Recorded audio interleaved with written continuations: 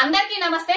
ఆనాడు తెలంగాణ ఉద్యమం ఉవ్వెత్తున ఎగసిపడుతున్న కాలంలో తెలంగాణ ఉద్యమాన్ని అవమానించే విధంగా, కించపరిచే విధంగా, చిన్నది చూపించే విధంగా ఒక పిచ్చి డైరెక్టర్ కెమెరామెన్ గంగతో రాంబాబు అనే సినిమా తీసిండు. ఆ పిచ్చి డైరెక్టర్ ఎవరో అర్థమైంది కదా. పూరి జగన్నాథ్ అనే ఒక తలకు మాసినోడు.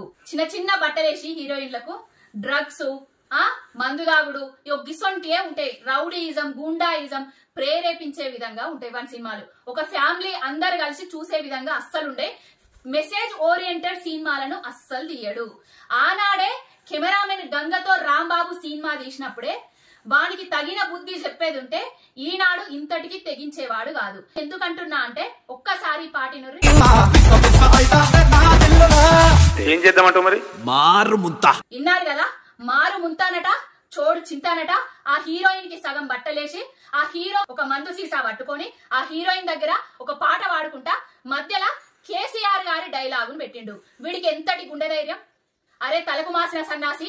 కేసీఆర్ గారు ఒక రాష్ట్ర సాధకుడు, తెలంగాణ రాష్ట్రాన్ని తీసుకొచ్చిన నాయకుడు, తెచ్చిన తెలంగాణను దేశంలోనే నెంబర్ 1 స్థానానికి తెచ్చిన కారణ జన్ముడు.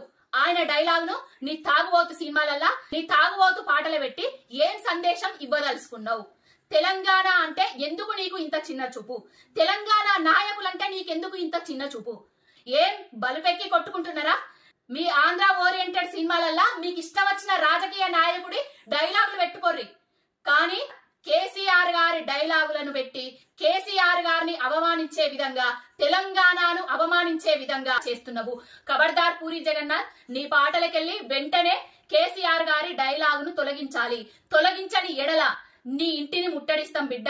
ఆడోళ్ళం అందరం కలిసి నీ సినిమాను తెలంగాణ రాష్ట్రంలోనే నడవకుండా చేస్తాము. తక్షణమే నీ తాగుబోతు పాటలకెళ్లి కేసీఆర్ గారి డైలాగును తీసేసి కేసీఆర్ గారి క్షమాపణ చెప్పకుంటే నీకు తగిన బుద్ధి చెప్పుడు గ్యారంటీ.